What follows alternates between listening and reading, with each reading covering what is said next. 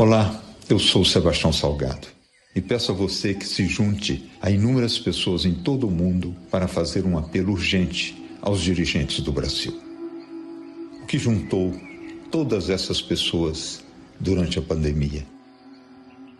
Elas têm medo de que o terrível vírus que ataca o planeta seja ainda mais violento para os índios do Brasil. Despreparados para enfrentar as doenças dos brancos, os indígenas brasileiros têm sido vítimas de epidemias há mais de 500 anos. Mas agora se junta a essa ameaça o relaxamento da vigilância do Estado, as invasões de garimpeiros, madeireiros e fazendeiros ilegais, os incêndios criminosos que aumentaram nas últimas semanas. O Brasil tem o maior número de grupos indígenas isolados em todo o planeta. E eles são ainda mais sensíveis à pandemia. Eles precisam do nosso apoio. Por isso, essas pessoas pedem ao presidente da República e aos líderes do Congresso e do Judiciário do Brasil que criem uma força-tarefa para retirar das terras indígenas os invasores ilegais e possa garantir a seus habitantes originais a proteção de sua saúde. O Brasil tem uma dívida com seus primeiros habitantes. Esta é a hora de fazermos o que já deveria ter sido feito há muito tempo.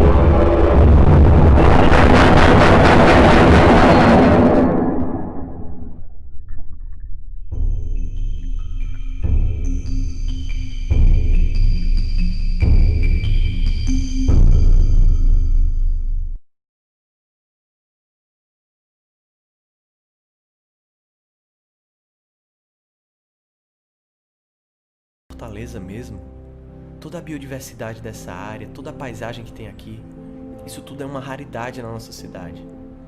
Meu nome é Gabriel Aguiar, eu sou biólogo e eu estudo esse ecossistema há anos. O que eu posso te falar com certeza é que Fortaleza tem belezas naturais que não existem em outros lugares, belezas como as suas dunas. O que é mais bonito é que em cima das dunas daqui nascem florestas, e é nessas matas que vivem centenas de espécies de plantas e de animais. Algumas delas, inclusive, existem apenas aqui. Elas são genuinamente cearenses.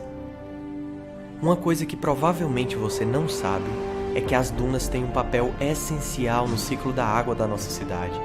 Elas absorvem e limpam a água das chuvas como filtros, evitando alagamentos, abastecendo os nossos reservatórios e dando vida ao Rio Cocó. As dunas ajudam em todo o equilíbrio ambiental da cidade. Se os oceanos e as florestas são como o pulmão, as dunas são como os rins da natureza.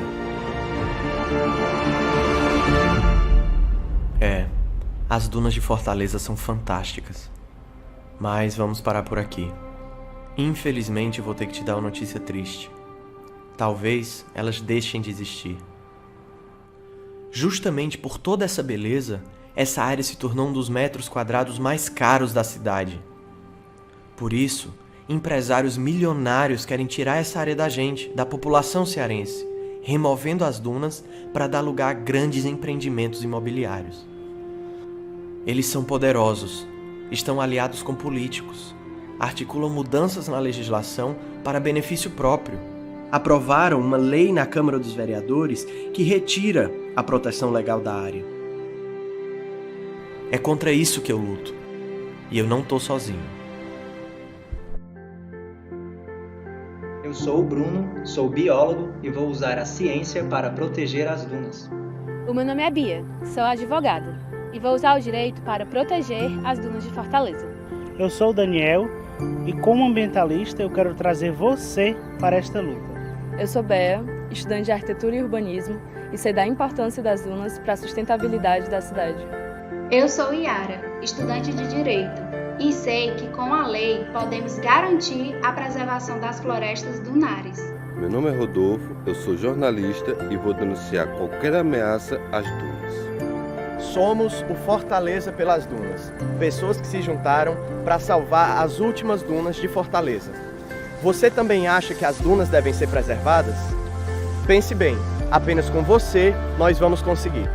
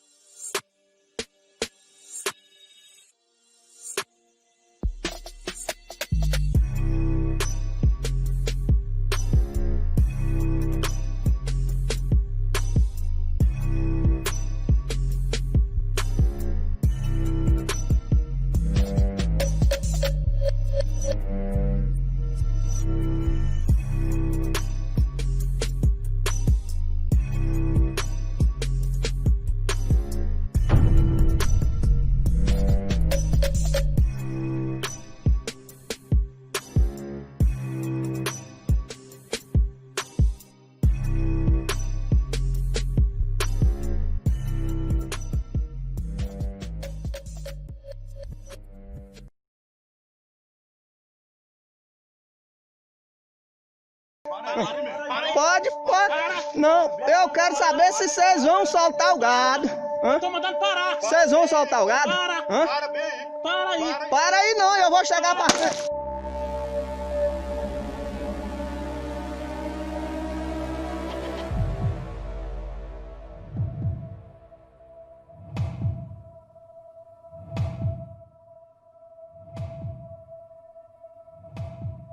Eu sei que o trem tá feio para nós aqui. Se não melhorar, é sujeito a ter morte. Porque eles estão caramba, que atirou no menino, né? Foi uma agressão muito grande, né? Eu fiquei um pouco apavorado, que a gente fica com medo, né? Quando as crianças já ouvem qualquer barulho diferente, já tá falando, ó, os homens da estrunda estão aí, pai. A gente sofre muito com isso. Eu falo por mim, como meus filhos pequenos que vê tudo isso. Tem dia aqui que nós não dormimos. Eles já chegaram aqui com arma pesada e botaram a arma na gente. E chegaram com essas armas aí. O condomínio Estrondo, ele tem um rastro de violência atrelado a ele. Então, a expulsão dos camponeses no primeiro momento, a coerção, se deu à custa de muita ameaça, criminalização e todo um processo de tentar expulsar as comunidades que ali residiam. Esta cerca que eles fizeram com essas guaritas em 2014, para tirar o acesso da gente de dentro da área, né? As guaritas na estrada e a cerca na área. E a valeta eles abriu ano passado, no início de maio, né?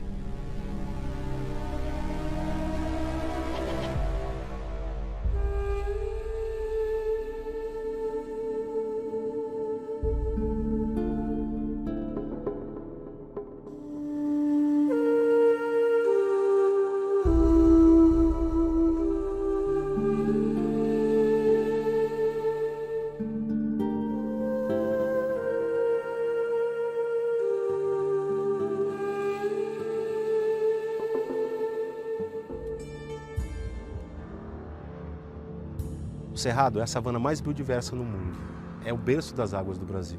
Ela tem um enorme estoque de carbono e a sua destruição está agravando ainda mais as mudanças climáticas. O agronegócio na nossa região ele está entendido como um setor que implanta uma agricultura de forma industrial e, consequentemente, também os impactos são mais fortes. E essa área a gente vive dela, do Cerrado aqui, né? Então a gente precisa dessa área para sobreviver.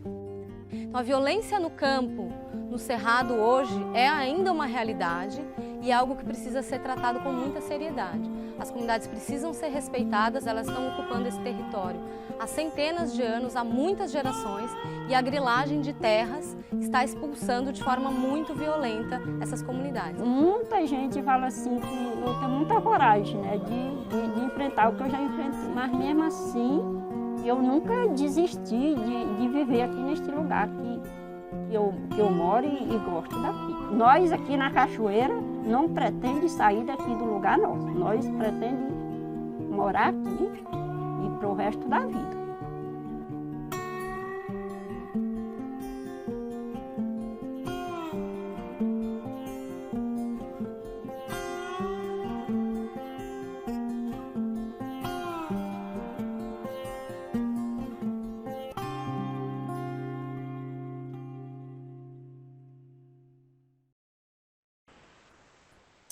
Boa noite, pessoal. Estamos hoje, com mais um Encontro Verde do Greenpeace Fortaleza. Sejam todos e todas muito bem-vindos e muito bem-vindas. Conto aqui com a participação de todos. Temos hoje para discutir o seguinte tema, agrotóxicos, veneno nosso de cada dia. Estamos com convidados maravilhosos para debater junto conosco essa temática. A gente vai ter hoje o deputado Renato Roseno, o Narciso Ferreira Mota, a Vanessa Gomes e a Mirna Santiago. Vou passar a voz aqui para a apresentação da Vanessa. Por favor, Vanessa, se apresente para a gente. Boa noite a todas as pessoas que estão assistindo a essa live. Boa noite a todos os colegas aqui que estão participando também. Fico muito feliz por estar aqui participando desse debate. Meu nome é Vanessa, eu tenho 24 anos, sou estudante de Economia Ecológica na Universidade Federal do Ceará, sou membro do Greenpeace Fortaleza e ultimamente venho me dedicado ao estudo sobre esse tema de agrotóxicos, que eu considero muito importante, nós conhecermos, divulgarmos informações, compartilhar conhecimento, porque é um tema que foi sempre muito atual, ainda é muito atual, e é um tema que impacta não só na natureza, mas impacta também em nós seres humanos. Então, estou muito feliz por estar aqui. E espero que esse debate seja muito proveitoso para nós todos.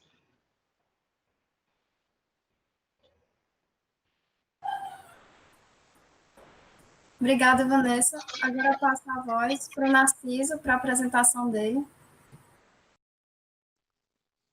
Ligou? Ok. Então, boa noite a todas, todos, aqui os presentes, os que estão ouvindo.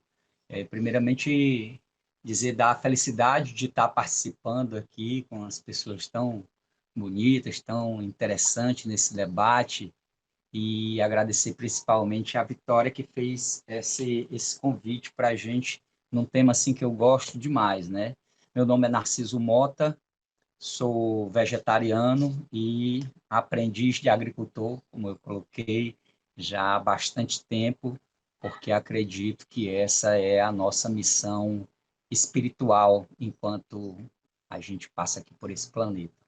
Muito feliz de estar aqui com vocês. Muito obrigado.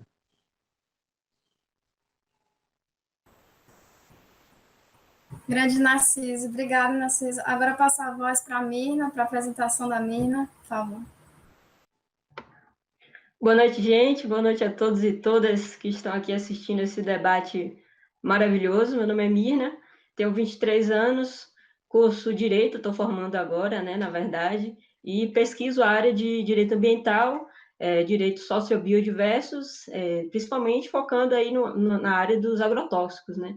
Que é algo que a gente convive diariamente. Além disso, faço parte do Greenpeace Salvador há mais ou menos 5 anos, e a gente espera hoje, né, debater algo que vá para além dessa live, que vá para o seu dia a dia, não em forma tóxica, né, como a gente tem visto muito de agrotóxico, mas com uma forma de a gente investir na luta contra isso, nesse veneno que estão nos empurrando diariamente. É isso aí, obrigada. Obrigada, Mina. Agora passo a voz para o querido deputado Renato Roseno. Oi, gente, boa noite a todas, boa noite a todos. Eu queria aqui abraçar a Mirna, né, que está em Salvador, o Narciso, a Vanessa, a Vitória, né, abraçar também o Daniel e a todos que estão aqui acompanhando o nosso diálogo, né. Quero agradecer muito ao Greenpeace Fortaleza e ao Greenpeace Salvador também, e aos outros grupos de voluntários do Greenpeace, e dizer que é fundamental o tema, né, do direito à alimentação saudável para a nossa saúde e para o planeta, né, para o ambiente. Então, eu queria partilhar com vocês algumas das nossas experiências. Eu me chamo Renato, eu sou advogado de formação, sou servidor público federal, eu sou analista de políticas sociais e estou deputado estadual pelo PSOL, presido a Comissão de Direitos Humanos da Assembleia e sou membro titular da Comissão de Meio Ambiente. A gente tem desenvolvido a nossa ação parlamentar nesses dois pilares, direitos humanos e meio ambiente. Obrigado.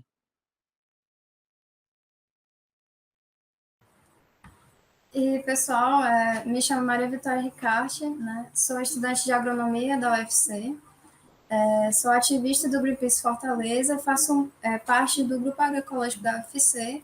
Estarei hoje aqui como mediadora desse debate importantíssimo. E antes de iniciar, eu queria mandar uns abraços para um pessoal que está nos assistindo, que é o Samuel Façanha, a Marília, o Alan, a Luísa Raiol, Mariana Faria e todo o pessoal do Greenpeace Belém.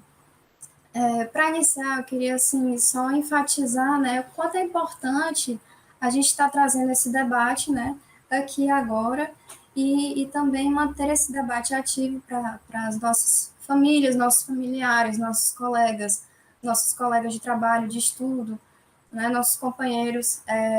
Felizmente, eu tenho percebido que cada vez mais as pessoas estão preocupadas com a questão alimentícia, né, estão preocupadas em saber de onde vem seu alimento, né, a forma que ele é produzido, as condições ambientais em que aquele alimento é produzido, as condições de trabalho, né, e a gente tem essa crescente preocupação devido ao nosso crescente acesso a informações, né.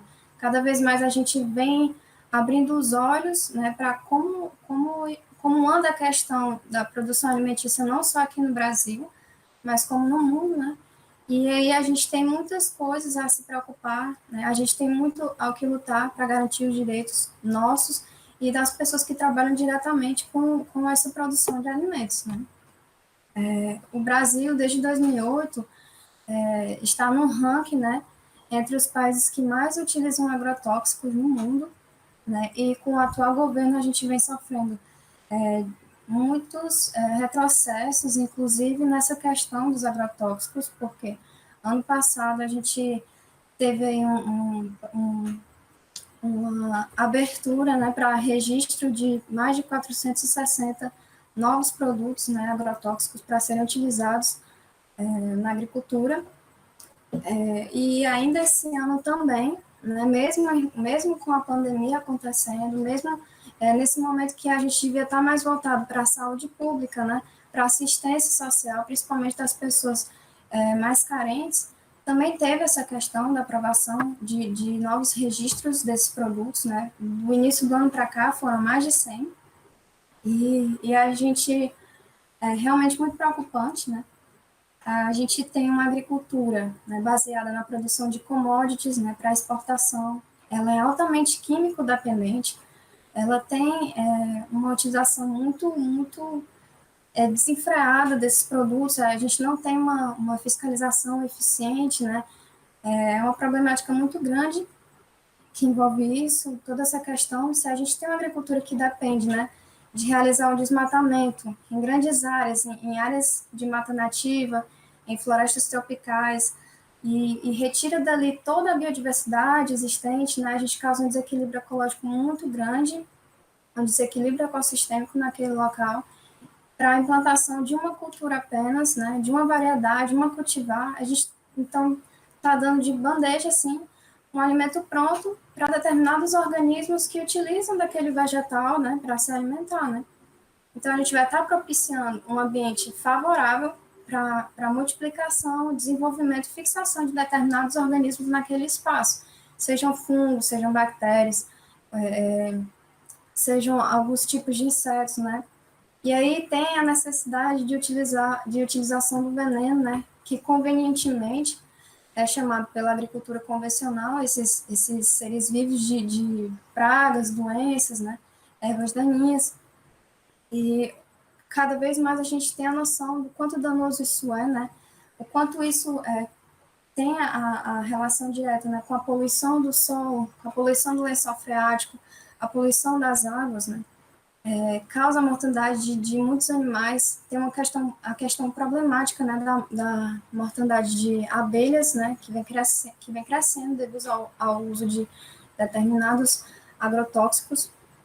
E a gente está inserido nesse meio, a gente é dependente da natureza, então se a natureza é afetada, a gente também é afetado. E os experimentos que são utilizados, né, os estudos relacionados aos danos causados no nosso organismo por esses produtos químicos ainda é muito limitado.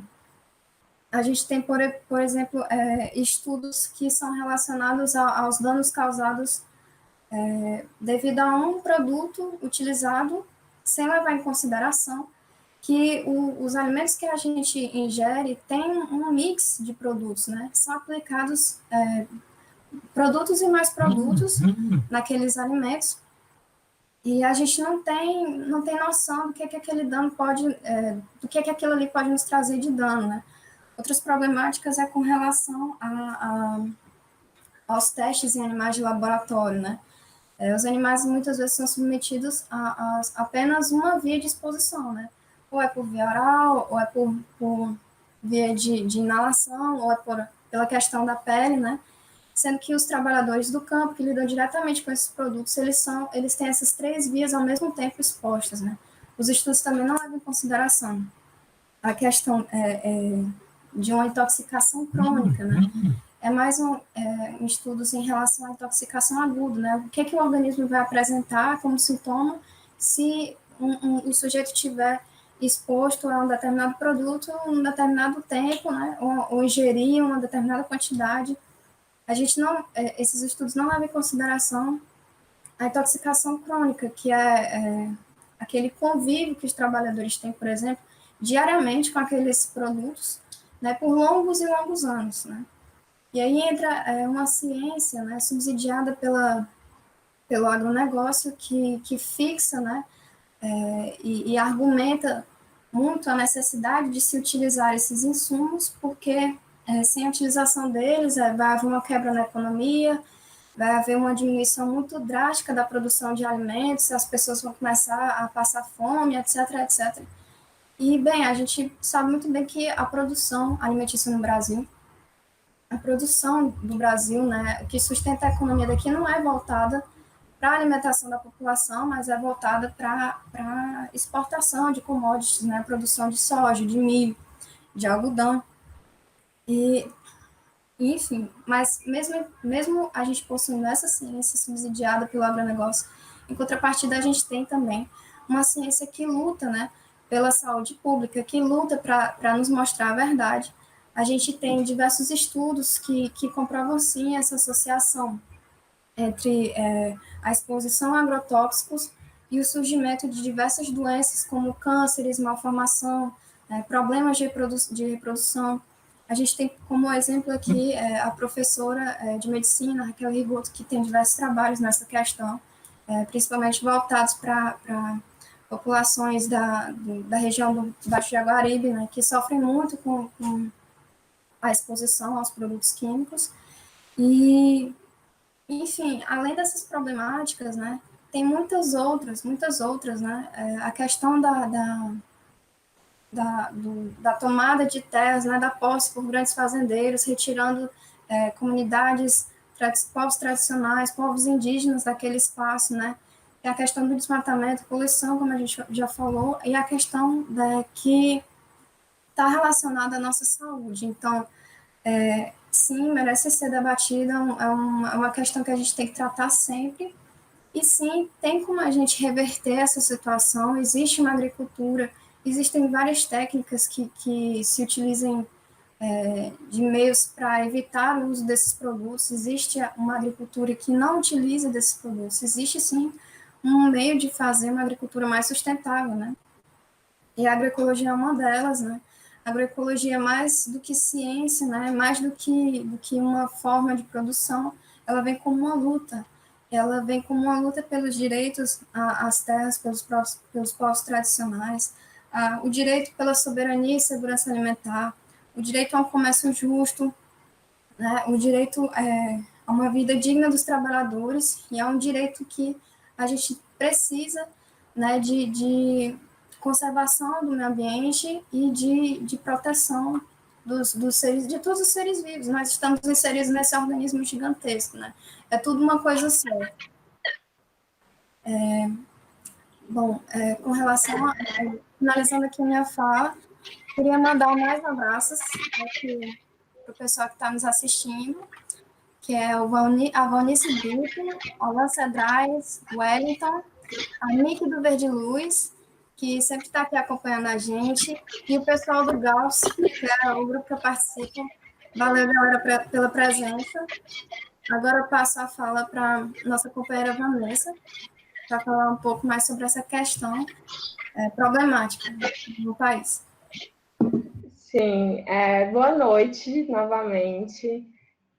Complementando, né, tudo que a Vitória falou, e ainda falando um pouco mais, eu quero primeiro frisar, né, que, como vocês estão vendo aqui, nós, participantes desse debate, somos de áreas diferentes, né? Mas essa preocupação com esse tema, né, de agrotóxicos é uma preocupação cada vez mais comum, né, e pertencente a todas as pessoas de todas as áreas. E é importante esse debate interdisciplinar, né, porque assim a gente consegue perceber coisas que talvez só uma pessoa de uma determinada área não perceba. Então, essa construção de conhecimento, essa interdisciplinaridade é muito importante para esse debate complexo que é o agrotóxico. Então, como eu falei inicialmente, esse tema é um tema que nunca sai de moda. É um tema, eu acho, impressionante e muito assustador.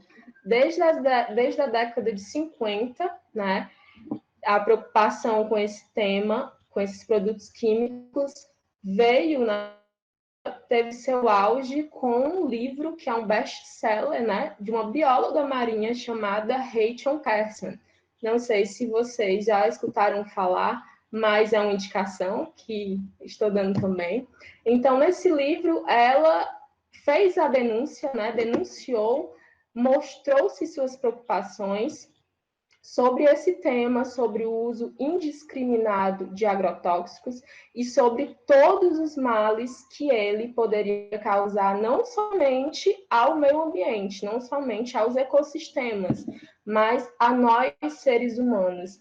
Então, não só uma bióloga marinha se preocupou com isso nessa época, mas muitas pessoas da área da saúde, muitas pessoas da química, da física, enfim. Então, para falar desse tema, eu considero importante a gente também trabalhar com dados, né? As pessoas precisam saber do que acontece no Brasil, do que acontece no mundo, e trazendo números para vocês, a gente, como a Vitória falou, o Brasil é o maior consumidor de agrotóxicos do mundo em termos absolutos, ou seja, é o país que mais compra agrotóxicos, mais gasta dinheiro com agrotóxico, né? Então, é o mercado que, ao mesmo tempo, mais cresce para essa indústria, né, química, essa indústria da produção de agrotóxicos. E, principalmente, cresce para o agrotóxico mais utilizado no mundo, que é o glifosato, né, produzido pela grande multinacional Bayer. Então, é uma preocupação, né? Eu tenho isso como uma preocupação muito grande, porque não só no mundo todo, mas aqui no Brasil, para quem não sabe, aproximadamente 70% de toda a água do planeta, aqui no Brasil também os dados são os mesmos, 70% dessa água é destinada à agricultura. Então, é um desperdício que se tem pelo lado, né, insustentável do modelo, né, de agronegócio que a gente tem, que é embasado principalmente pela monocultura. Então, é absurdo de agrotóxicos, e esse uso absurdo e muitas vezes indiscriminado de agrotóxicos é usado com a desculpa de produção de alimentos, né? Para produzir alimentos, para destruir a fome no mundo, mas isso é uma inverdade, isso é um mito, porque até hoje a fome, né, está aí e aumentando cada vez mais. No mundo a gente ainda tem mais de 800 milhões de pessoas, né, passando fome. Então, esses alimentos produzidos muitas vezes, né, como commodities, como a Vitória falou, é destinado ao exterior, ou seja, à produção do agronegócio. A maioria dos alimentos, o lucro obtido é destinado ao exterior, principalmente a produção de soja, né, que é a commodity que mais lucra no mundo. Aqui no Brasil é muito produzida a soja, inclusive o agrotóxico que é mais utilizado no Brasil, que é o glifosato, é muito utilizado na soja, inclusive a gente tem também o problema dos transgênicos, né, da soja transgênica e de muitos alimentos geneticamente modificados que foram criados, né, para serem mais resistentes a esses agrotóxicos, ou seja, é outro problema também. Então, essa soja, por exemplo, mais de 50% dela é destinada também ao exterior e é destinada para alimentar a criação, né, de gado no exterior, ou seja, ela também não fica aqui para alimentar a gente. Os nossos alimentos, os alimentos que chegam na mesa do brasileiro, na mesa do cearense, vêm principalmente da agricultura familiar. Então, a gente tem que, né, fazer esse panorama,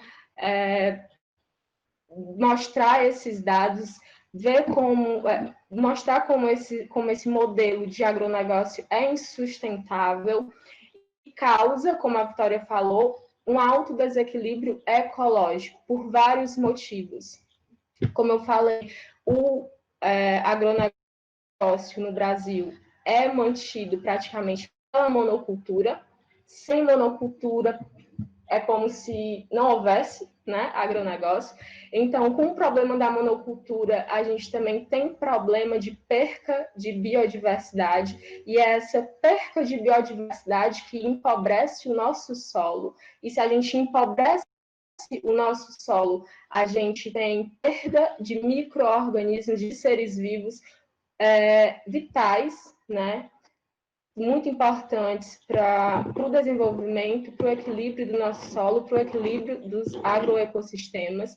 Então, se tem um desequilíbrio, as pessoas acabam, né, tendo a desculpa de usar cada vez mais agrotóxicos, e isso vai ficando insustentável. É um modelo que não tem como se sustentar a longo tempo, né? Ao longo do tempo. Então, a gente tem que contestar esse modelo de desenvolvimento agrícola no Brasil, né? E acabar com esse mito de uso seguro de agrotóxico, porque isso não existe. Mesmo nós sermos atingidos, por exemplo, através da comida ou diretamente em relação às pessoas que trabalham no campo com esses produtos, né?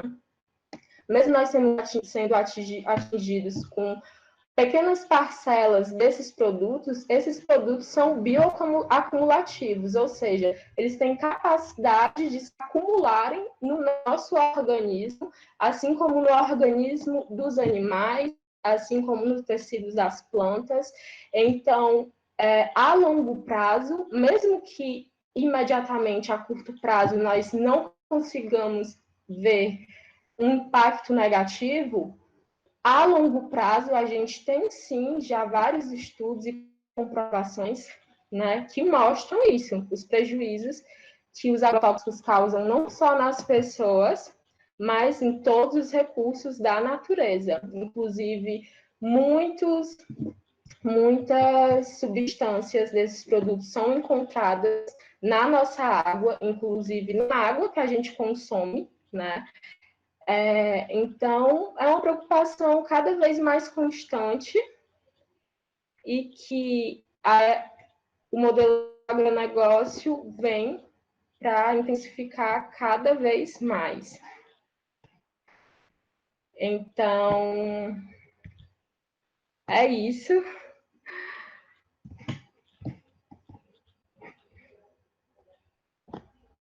Não sei se vocês estão me escutando. Dá para ouvir, Vanessa. Terminou de falar? Pronto. Então, é um tema que eu considero importantíssimo nós conhecermos, entendermos sobre, porque a gente só começa a cuidar daquilo que a gente conhece. Então, a maioria das pessoas pensam que o agrotóxico afeta somente a natureza, né, em termos estritamente ecológicos, mas não. O ser humano, cada vez mais, está sendo prejudicado por esses produtos químicos. Inclusive, como eu falei, já existem vários estudos que comprovam, né, que esses produtos desencadeiam o câncer a longo prazo e podem desencadear também várias outras doenças. Existem estudos, algumas especulações ainda não totalmente comprovadas, mas que o uso de agrotóxicos, né, o acúmulo dessas substâncias nos nossos organismos, podem estar relacionadas à doença de Alzheimer e à doença de Parkinson.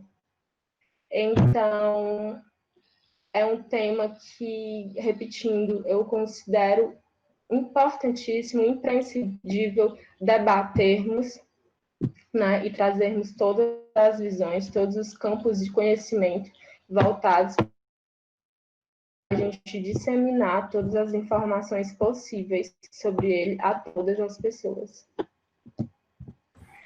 Obrigada, querida Vanessa. Antes de passar aqui a voz para o Narciso, queria mandar uns abraços para Luiz Miller, o pessoal do Greenpeace de João Pessoa, Amanda, Matheus Salles e Elita Gomes. Obrigada pela presença, pessoal.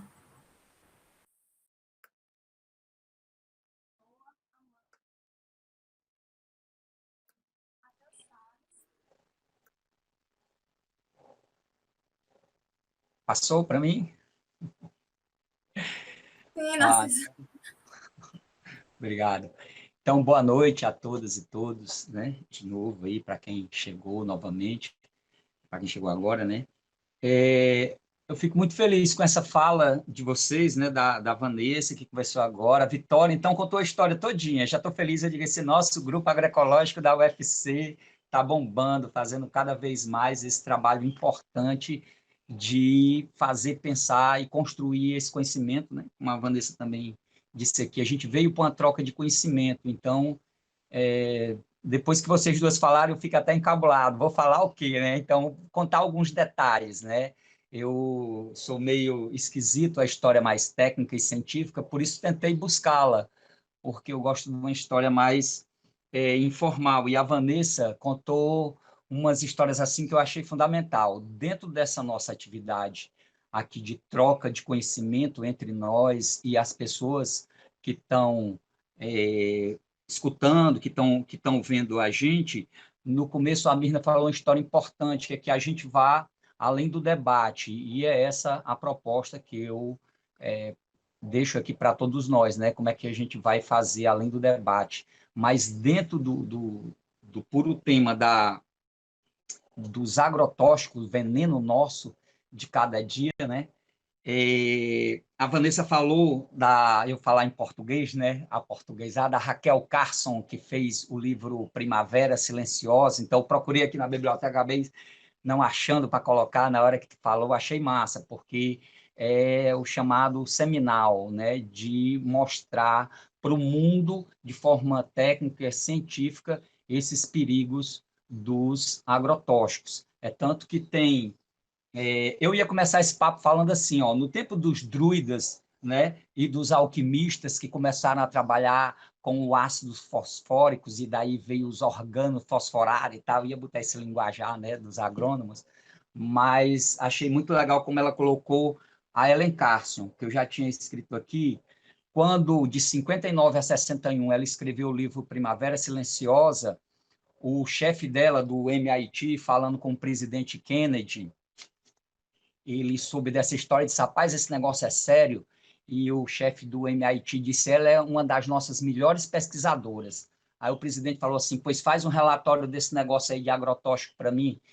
2 anos depois, 1963, o Kennedy recebeu o relatório e disse, rapaz, isso é mais perigoso do que as radiações da bomba atômica, né? Só que isso ainda em documentos sigilosos, né? Então tem a história dentro da história. Essa eu vi numa live de ontem, falada pelo nosso querido professor, o Sebastião Pinheiro. Sebastião Pinheiro é um estudioso antigo e fabuloso desses malefícios dos agrotóxicos, né? Que a gente, nas faculdades de agronomia, acha e entra em contato com eles como se fosse uma coisa normal, né? Como se fosse comum colocar veneno na nossa comida, como se fosse uma forma de interagir com a natureza única, que não há outra saída, outra solução.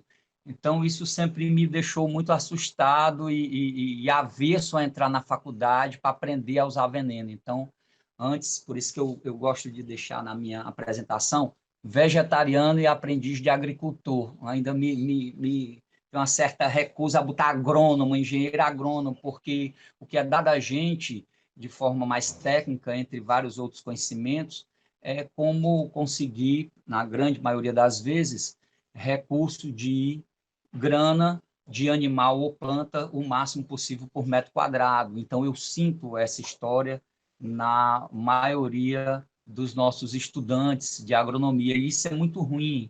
A falta da percepção da mãe terra como um elemento vivo, ela está embotando o nosso sentido, o nosso sentimento, e faz uma história como essa agora, né? Não vou nem falar do Covid, mas dos gafanhotos que estavam voando lá no sul, sempre tiveram, né? Há mais de 100 anos que o Ministério da Agricultura da Argentina tem esse trabalho para tentar combater ou interagir com os gafanhotos. E a primeira solução que todo mundo pensa é veneno, é colocar veneno, né? Então, volto aí para os alquimistas e para os organos fosforados, né? Os venenos mais pesados, utilizados o ácido fosfórico, que criou os gases, né? O gás mostarda na Primeira e Segunda Guerra Mundial, aumentado. Esse material vem sendo usado no mundo todo, como a Vanessa falou agora, de forma, em quantidade absoluta. O Brasil é o maior consumidor de veneno do mundo, embora muitos defensores dessa prática dizem que não é bem assim, porque por área ou por pessoa, por metro quadrado, não interessa. A gente é o maior comprador de agrotóxico do mundo e utiliza isso, né? Então, hoje, esses venenos, né, que eu chamo não só biocida, mas tudicida, mata tudo, mata né, mata o inseto, mata a vida toda no solo, eles estão colocando de forma já há bastante tempo na cabeça dos agricultores que é a única maneira de fazer a agricultura. Então, precisamos sair daqui de alguma forma com a ideia ou com a proposta de ações, isso já tem sido muito feito, eu vou dar só algumas sugestões, alguns exemplos, né, de sugestões de atividades que a gente já fez para tentar esse combate. Então, assim, eu peguei esse texto dos alquimistas que eu achei legal no dossiê Abrasco, né? Então, tem aqui, eu peguei um CDzinho, né, da Abrasco, né, Associação Brasileira da Saúde Coletiva, que fala dessas situações de estudo mais técnico. A professora Raquel Rigoto fez essa demonstração aí para o Brasil do tanto de veneno que tem na água, nos cursos d'água, nas caixas d'água dos perímetros irrigados, né, principalmente lá de cima do Apodi, e isso a universidade prestou esse papel de esclarecimento à comunidade, fizeram, né, vários estudos para mostrar o tanto de envenenamento que a população estava se sujeitando a isso. Mas, assim, hoje a gente tem aqui também, além da Raquel Castro, a gente falou da professora Raquel Rigoto, Sebastião Pinheiro, essa história da Guerra Fria. Então, hoje, a questão do veneno e do agrotóxico, eu acho que uma das formas importantes da gente entender e travar uma boa discussão e um bom combate com ele é vendo dentro do todo da história do capitalismo, de dominação, de colonização. Então, as mesmas empresas citadas, Bayer, Monsanto, que fazem a produção do alimento com veneno, fazem a produção do medicamento, né? E aí eu procurei aqui a questão, só para deixar também na história, do nosso engenheiro agrônomo que fez a descrição, que só tem aqui no Brasil, desse termo, agrotóxico, né? Então, o doutor, né, PhD, Adilson Pascoal, colocou esse nome agrotóxico, e muitos pesquisadores vêm combatendo, querendo amenizar com o termo pesticida ou defensivo, que é pior ainda, né? E ele provou, não, tecnicamente agro do campo e tóxico, porque tóxico, é veneno. O nome tóxico é veneno do grego, não tem outra explicação. Então, a história, e nesse mesmo termozinho, é um termo do Senado, achei interessante que fala um ex-ministro da Agricultura dizendo que é como se fosse chamar também os venenos, os agrotóxicos de veneno, é como chamar os remédios que a gente toma de humanotóxico. Olha aí, eu achei uma breve coincidência com a história de agora, né? De pessoas, de autoridades que eram para estar governando o país de forma séria, ficam recomendando remédios que são, na verdade, venenos, quando tomados de forma desapropriada, né? Não que haja uma forma correta ou segura de usar, e até de usar agrotóxico. Só tem uma forma segura de usar agrotóxico, é não usar. Não precisamos disso, né? E aí, essa nossa situação de percepção do veneno, eu aqui não estou com o livro, mas tem um atlas de geografia da professora Larissa Bombardi, falando da geografia do uso de agrotóxico no país. Então, esse dossiê da Abrasco e esse atlas da professora da USP, a professora Lombardi, é fabuloso para que a gente perceba de forma bem clara e atual, o atlas é de 2017, como é que se dá essa situação do veneno, do agrotóxico no país, a quantidade, a qualidade, a forma que isso está fazendo a doença, o câncer e a morte, né, das pessoas que trabalham com ele no campo, principalmente nossos agricultores e agricultoras que produzem o nosso alimento, são os primeiros afetados. Depois tem as pessoas na cidade que já recebem numa dose menor, mas que são também afetados, porque isso de forma crônica vai causando aí muitas e muitas doenças. E aí, dentro estava ele aqui, do dossiê Abrasco, tem umas histórias interessantes que eu peguei no final, e como a Vanessa já explicou muito bem, a Vitória também, as questões maléficas dos agrotóxicos, e faz tempo que eu trabalho com essa história, e às vezes de muito perto, não quero focar muito no problema e no malefício, mas nas possibilidades dadas a fazer um bom combate, né, ou melhorar essa situação no país. Então, ele fala entre várias alternativas, eu vou ler aqui umas duas para vocês. A primeira, vigilância do leite materno e de grupos de vulnerabilidade. Segunda, medidas legislativas de fortalecimento dos órgãos reguladores. Terceiro, fim das isenções fiscais. Quarto, fim da pulverização aérea. Quinto, banir do Brasil agrotóxico já banido em outros países do mundo, né, que apresenta evidências científicas. Só para dizer as 5 primeiras, né? E aí, por que eu estou dizendo isso? Primeiro, porque nesse Atlas de Geografia do Uso dos Agrotóxicos, da professora Bombardi, então fala dessa história, ela começa, cadê o título que eu botei aqui? O fio de Ariadne, as ligações entre o feminismo e o uso de agrotóxico. Olha só, eu achei maravilhoso. Por quê? Porque ela dá uma visão feminista, a terra, mãe, a semente, e o primeiro alimento, antes de ser animal ou vegetal, para quem é carnívoro ou vegetariano, é o leite. E o leite materno hoje é o alimento mais contaminado com agrotóxico. Por isso que é o primeiro ponto aqui no dossiê da Abrasco, é essa questão do cuidado com o leite. Mas ele fala outra, né, das medidas legislativas, e aí, nas medidas legislativas, eu fiz também um trabalho lá na faculdade, eu quero citar 3 leis aqui, voltando para o Ceará, que eu acho estratégico, né?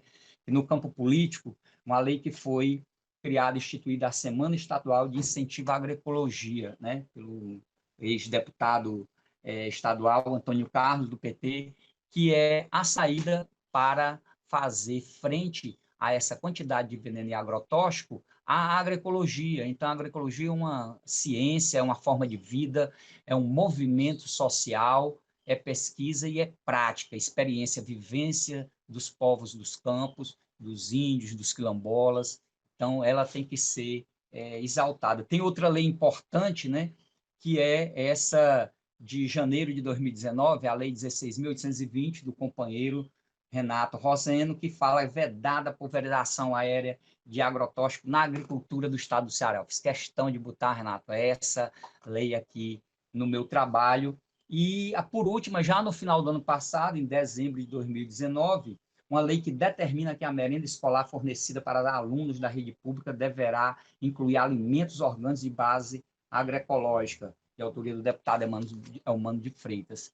Então, assim, o Ceará tem exemplo para o Brasil e para o mundo nessa área. A gente precisa fazer com que essas informações, mais e mais, como eventos como esse, essas informações cheguem para as pessoas e a gente bata isso com insistência até conseguir mais e mais resultados que vão fazer com que a gente tenha uma melhor qualidade de vida. Por último, e já para fechar, tem um companheiro que a gente trabalha, já trabalhei em algumas ONGs com essas questões de agroecologia, mas tem um companheiro, Adalberto, lá da Fundação CEPEMA, que me arranjou esse relatório IT, né? A gente está participando da rede Eco Ceará, uma rede de mais de 180 agricultoras e agricultores que faz a produção de alimentos orgânicos e agroecológicos.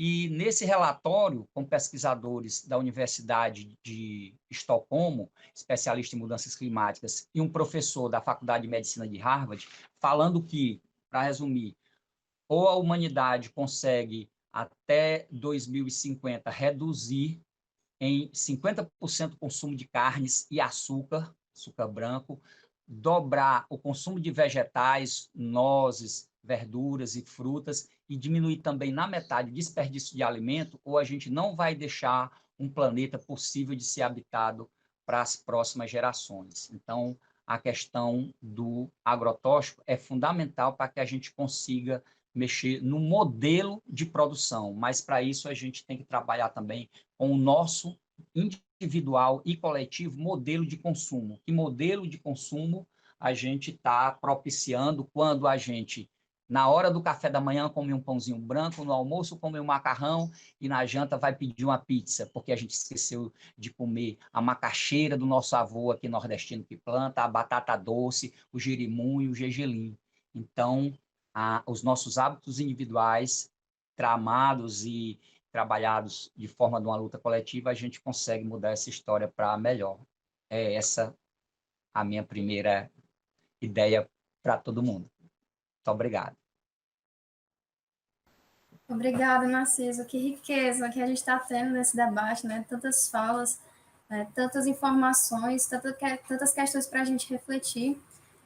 Eu vou deixar aqui mais alguns abraços, né, para o pessoal que está nos assistindo. Dentre eles, a Cléo Martins, que faz parte da família de permacultores, né, que são nossos companheiros do Grupo Agroecológico da UFC, lá em Tururu. Né? Saudações agroecológicas para todos. O companheiro André Passos, um abraço também para Juliana Brito e para Mariana Santiago. Gente, o tempo dessa live está se acabando, mas fica aí que a gente vai voltar já já, a gente vai abrir uma nova live, viu? Abraço a todos. Até já já. Pronto, agora o Daniel deu a para a gente continuar aqui na live.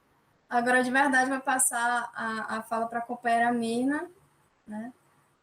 Pronto. Pode começar, Mirna. Oi, gente, agora vai. Então, quando a gente fala de agrotóxicos, né, a gente tem que analisar o nosso contexto político, né, as mudanças climáticas também que os agrotóxicos trazem, consequentemente, o desmatamento, né, que hoje a gente tem visto que cerca de 50% do cerrado já foi desmatado para o agronegócio, né, que quando a gente vê agronegócio, a gente vê agrotóxico, e quando a gente vê agrotóxico, a gente vê também transgenia, né, que são elementos que interagem diretamente.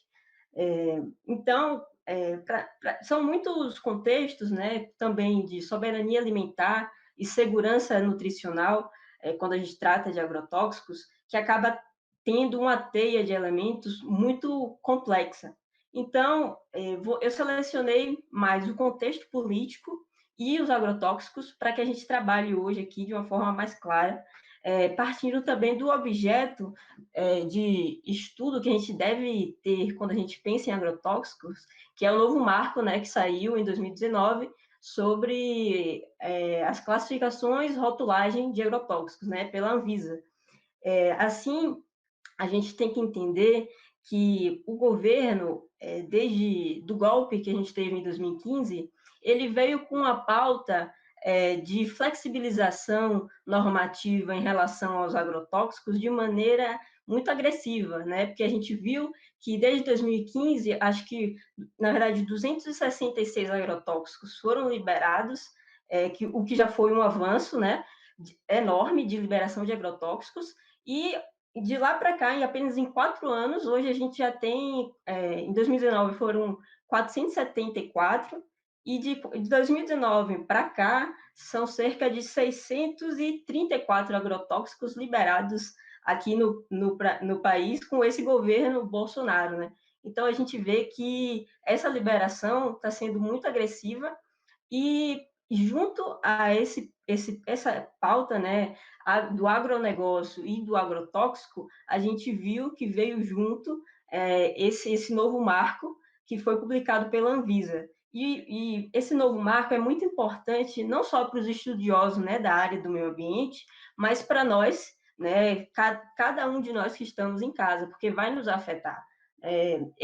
Então, para explicar de uma maneira mais tranquila, né, menos técnica, para que a gente possa entender o que é esse novo marco, é o seguinte: na Lei Federal de Agrotóxicos, a gente vê que a regularização, o registro de agrotóxicos aqui no Brasil tem que passar por uma relação tripartite entre os órgãos do Ministério da Saúde, a Anvisa, o órgão do IBAMA, pelo Ministério, né, do Meio Ambiente, e o MAPA, né, o Ministério de Agricultura, Pecuária e Abastecimento. Então, eles têm essa competência de analisar. E através da Anvisa, que analisa a saúde das pessoas em contraposição do agrotóxico, eles planejaram, então, esse novo marco que vai manejar essas relações. E qual é a diferença, né? Antes de 2019, os agrotóxicos, para que eles sejam aprovados aqui no Brasil, eles eram avaliados como mesmo a Vitória falou, né? Avaliados pelos efeitos agudos, e não os efeitos crônicos, né? Eles eram avaliados, por exemplo, um agrotóxico entrar aqui, ele tinha que ser ele não deveria ser corrosivo, né? Ou seja, ele não poderia provocar intoxicações graves. Então, isso já era uma classificação um pouco já invisibilizatória, porque a gente sabe que o ideal é observar os efeitos crônicos. Quais são os efeitos crônicos? São aqueles que a gente desenvolve ao longo do tempo. E por que isso é importante? Porque você, em casa, você consome alimentos que têm resíduos de agrotóxicos, né? Se você for analisar o relatório do PARA, Programa de Análise de Resíduos de Alimentos, você vai ver que nas hortaliças tem cerca de 28% de resíduo de agrotóxico ainda. E ainda são agrotóxicos que não são permitidos serem consumidos no Brasil. Então, a gente corre sério risco todos os dias, sabe? Então, essa classificação que foi implementada agora, através do novo marco regulatório, ela traz o seguinte: ela não mais observa os efeitos crônicos, né? Ou seja, a capacidade de corrosão daquele agrotóxico, né? Ele passa agora a observar o efeito da mortalidade. Ou seja, se aquele agrotóxico causa morte fatal, assim, ele vai ser avaliado. Então, quais são as classificações? Extremamente tóxico, altamente, moderadamente, pouco provável de causar dano, e os não classificados e o moderadamente, que eu deveria ter falado antes, enfim. Mas, então, quando a gente vê o novo marco em ação, hoje, os agrotóxicos que eram considerados extremamente tóxicos, né, ou seja, que causavam corrosões graves em nós, né, que entrássemos em contato, hoje eles não são mais classificados como extremamente tóxicos. Eles são considerados pouco tóxicos, pouco capazes de causar dano agudo. E qual é o dano agudo observado agora? A morte. Então, isso é muito triste para nós, porque então, hoje a gente tem 53 agrotóxicos classificados como extremamente tóxicos, e cerca de 870 classificados como pouco provável de causar dano agudo.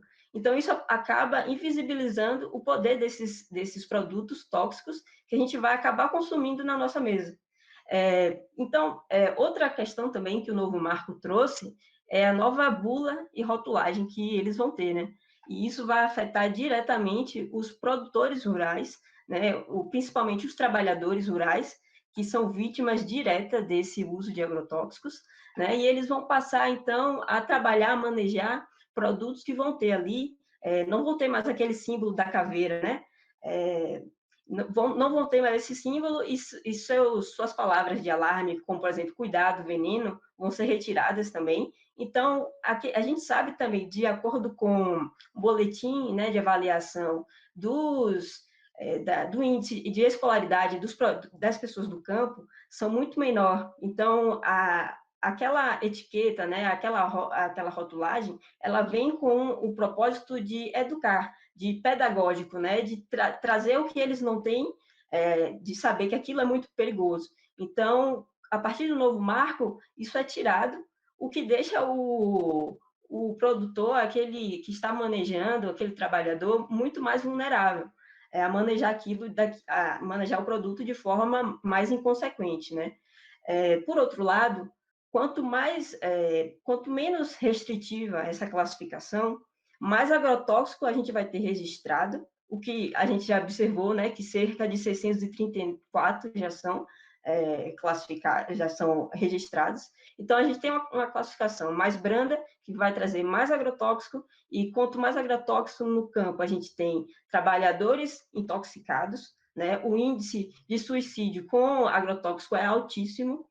Além disso, vamos ter povos e comunidades tradicionais com seus territórios contaminados, não só pelo solo, mas também pela água, e, como o deputado vai poder falar melhor, pela pulverização. Hoje a gente vê que a pulverização de agrotóxicos, ela tá voltando para o início do surgimento do agrotóxico, porque o agrotóxico era uma arma química, e hoje muitos fazendeiros utilizam essa pulverização enquanto arma química para expulsar povos e comunidades tradicionais de seus territórios, o que é muito triste e muito atual, né? E então foi uma grande conquista para o Ceará essa lei, né?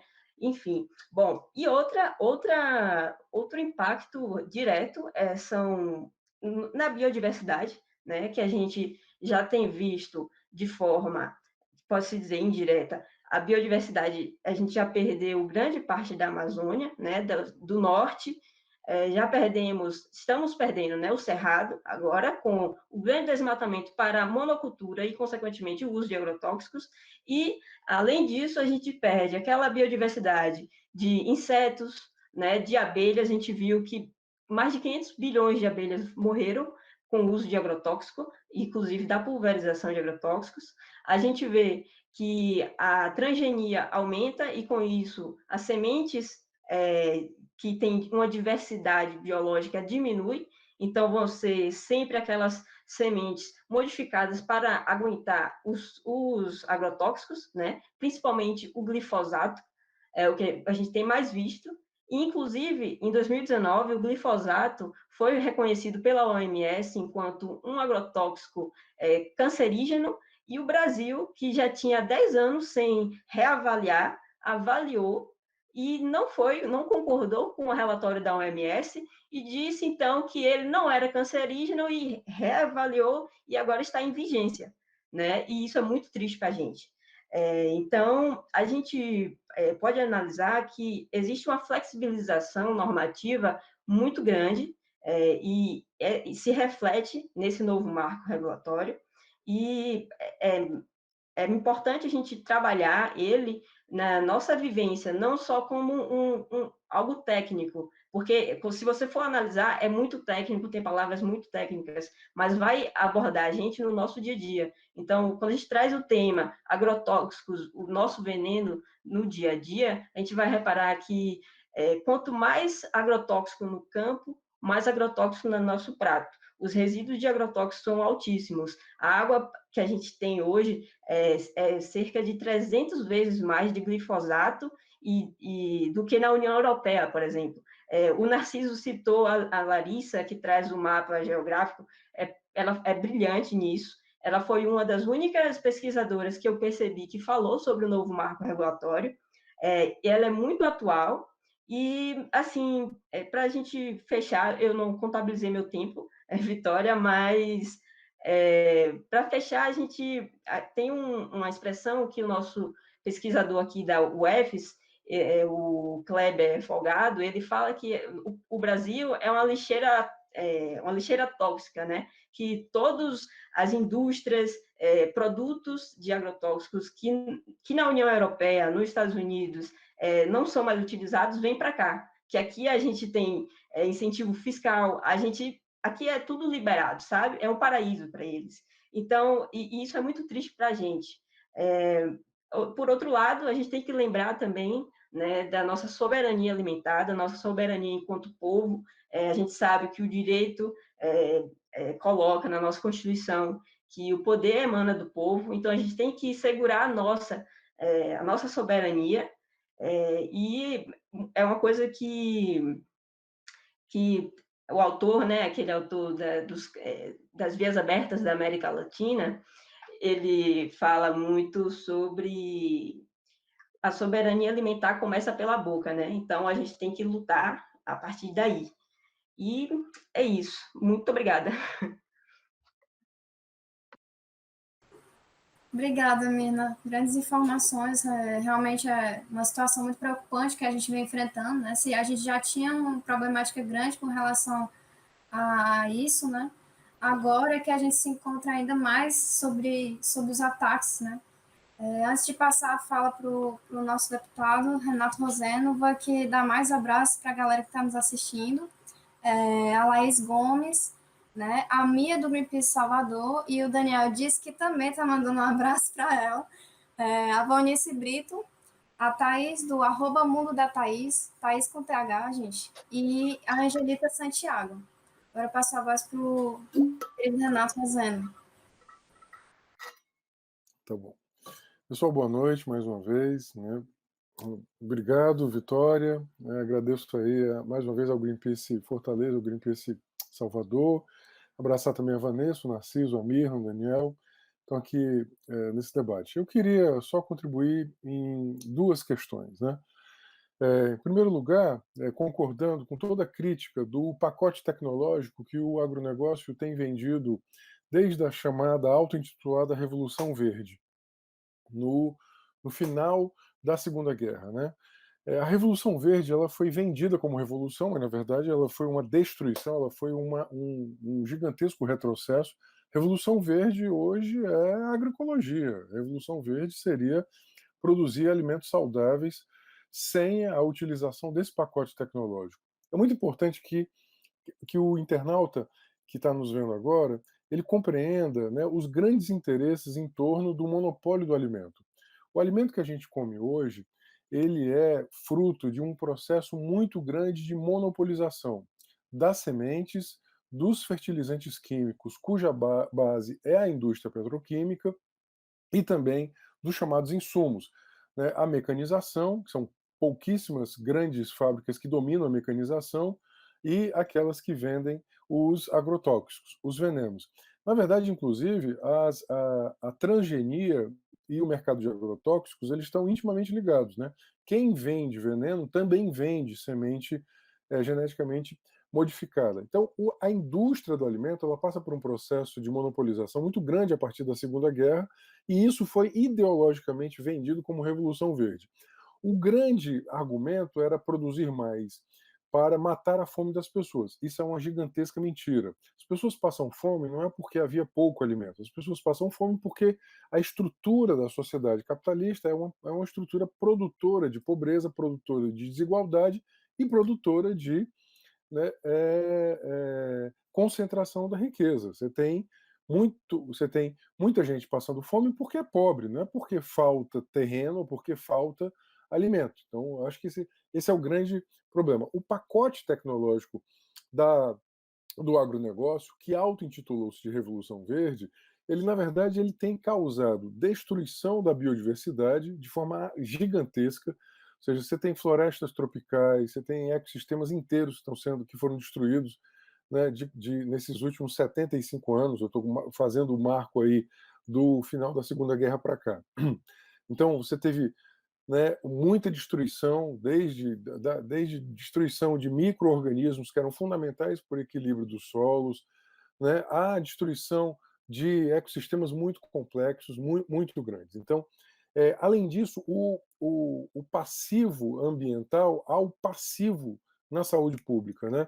O acúmulo das neoplasias que tem crescido muito nos últimos 70 anos com um custo altíssimo. As neoplasias são os cânceres, né? São os tumores, né, neoplásicos em razão da desorganização celular dos organismos, né, em especial dos seres humanos, que causa, obviamente, muito sofrimento, muita dor, muita morte e uma sobrecarga gigantesca nos nossos sistemas públicos de saúde.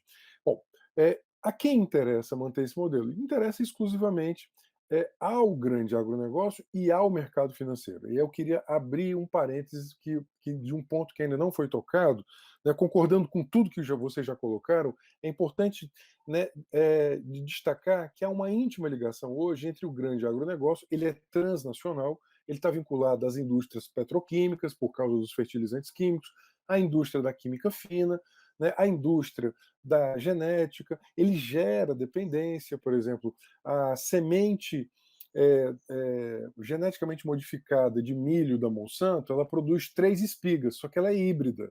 Isso causa dependência, porque o pequeno agricultor, né, ao invés de utilizar a semente crioula, que vem lá de séculos atrás, desde dos indígenas, mas ela só dá uma espiga, ele vai utilizar a semente de 3 espigas, porque ele acha que dá mais, só que ele fica dependendo de que o governo, toda a safra, compre a semente geneticamente modificada e híbrida, ou seja, ela é infértil, ela não pode, ela não reproduz uma geração seguinte, né? Pois bem, tem um outro problema que eu queria tocar, que não foi levantado ainda, que é o problema da financiarização. Cada uma dessas operações do agronegócio, o agronegócio ele emite títulos para o mercado financeiro. Então, por exemplo, você tem $1 milhão, por exemplo, né, na produção de soja, esse $1 milhão ele vai gerar 5 vezes mais no mercado financeiro, em operações financeiras muito complicadas, porque ele emite cédulas, né, que vão ser comercializadas, inclusive nas bolsas internacionais, por exemplo. Você tem cédula rural brasileira que está sendo comercializada na Bolsa de Londres. Então, tem um processo aí que ele precisa ser desmontado para as pessoas compreenderem que não é só o cara que está produzindo soja, né? Lá no Mato Piba, eu sei que a Mirna conhece essa expressão, porque é da Bahia, que é a nova fronteira do agronegócio, que é esse desmatamento que está sendo feito no Maranhão, Piauí, Tocantins e oeste da Bahia. Eu estava vendo o início aqui da nossa transmissão, que são as novas fronteiras do agronegócio, né? Ele está produzindo soja lá no Mato Piba, mas ele está emitindo cédula rural que está sendo comercializada até na Bolsa de Londres. Cada uma das operações do agronegócio está acompanhada dessa financiarização. Então, por exemplo, você tem financiarização do fertilizante químico, do agronegócio, do próprio grão. Então, você tem toda uma cadeia de financiarização. Por isso, a vinculação do agronegócio com o sistema financeiro é tão perversa. E tudo isso é feito de forma muito subsidiada, com gigantesca isenção. Veja, se o Narciso, né, quiser produzir grãos, né, de forma orgânica, ele não vai ter a mesma facilidade do ponto de vista fiscal e mercadológico que o grande agronegócio tem. É um capitalismo à prova de risco. O total, né, isso pode chegar a 30% do total do agronegócio. A expectativa é que chegue a 1/3 do agronegócio. O total de isenções fiscais em IPI, ICMS, que a indústria de agrotóxico deixa de pagar ao Brasil é da ordem de 10 bilhões de reais. Eu vou falar bem pausadamente, porque a pessoa pode achar que é 10 milhões, é 10 bi, B de bola. Isso é 4 vezes mais do que o orçamento do Ministério do Meio Ambiente, ou seja, o Brasil deixa de arrecadar em isenções aos agrotóxicos 10 bi, B de bola, 10 bilhões de reais, algo 4 vezes superior ao total do orçamento do Ministério do Meio Ambiente. Há 23 anos, né, tem isenção, o terrível convênio 100 do CONFAS, que o CONFAS é o Conselho Nacional dos Secretários da Fazenda. Você tem aí uma redução de 60% do ICMS dos agrotóxicos, e em 16 estados, né, há uma isenção total, dentre eles o Ceará, desde 97, que no Ceará o veneno não paga nada de ICMS. Então, para você que está vendo aí, eu vou explicar como é que é isso. Se você for na farmácia do lado da sua casa, se você quiser comprar aspirina, né, para qualquer coisa, você vai pagar ali algo entre 12% e 17% de ICMS. Agora, se você comprar glifosato, você vai pagar 0 de ICMS, ou seja, você não paga. Então, o glifosato, que é cancerígeno, que é o agrotóxico mais consumido no mundo, aqui ele não paga ICMS. Mas, né, nas operações internas. Mas se você for pagar, por exemplo, se você for comprar aspirina, você paga ICMS. Isso é escandaloso. Se a população soubesse disso, não é? Eu imagino que ela, né, se rebelaria muito mais. Eu estou repetindo isso. São 10 bilhões de reais que o Brasil deixa de arrecadar. Né? Além disso, você tem agora, né, esse processo de subsídio via BNDES das fábricas de agrotóxicos, ou seja, elas são financiarizadas, elas não pagam imposto e agora elas recebem recurso do BNDES para montarem aqui no Brasil. Por isso que uma grande luta nossa é a tributação dos agrotóxicos. O Narciso fez uma menção a mais uma emenda minha. Eu já perdi a conta de quantas vezes eu perdi. Eu perdi. Né? Eu perdi a conta de quantas vezes eu perdi. Perdi o quê? No voto. Toda vez que o governador manda uma lei para a Assembleia né, para alterar a lei do ICMS, eu tento colocar um artigo para retributar os agrotóxicos. Ou seja, cigarro não é tributado, né, álcool não é tributado, né, a bebida alcoólica, como é que você isenta agrotóxico? Por isso que o nosso partido, pessoal, ele tem uma ação direta de inconstitucionalidade, a 5553, que está há anos para ser julgada, o ministro Fachin é o relator, né, porque nós estamos arguindo a inconstitucionalidade dessa isenção. Isso é absurdo. Né? E os argumentos são argumentos muito flácidos, né? São argumentos frágeis, que se for tributar o agrotóxico vai aumentar o preço do alimento. Mentira! Veja, essa tributação não vira redução de preço. Até porque o agrotóxico está sendo utilizado em culturas que, inclusive, não são para o mercado interno, são para o mercado externo. A soja, né? Sobretudo a soja que vai para o mercado externo. O brasileiro come o produto da agricultura familiar. Isso é muito importante, que não está recebendo subsídio algum. Portanto, inclusive, né, eu perdi mais uma vez agora na Assembleia, e o argumento da bancada do governo era um argumento, né, fraco, como é este argumento, que é o argumento de que isso impactaria no preço do alimento. Repito, isso não é verdade. E nem é o emprego que nós queremos. Aí eu vou transitar do meu primeiro argumento para o meu segundo argumento. Né? Eu comecei falando da tributação e eu vou falar da regulação. Vale a pena ter esse tipo de indústria, esse tipo de emprego dentro desse tipo de modelo, né, desse modelo agrícola? Não. Eu vou dar um dado, que é um dado, inclusive, de uma tese de doutorado de um médico pesquisador da Fiocruz.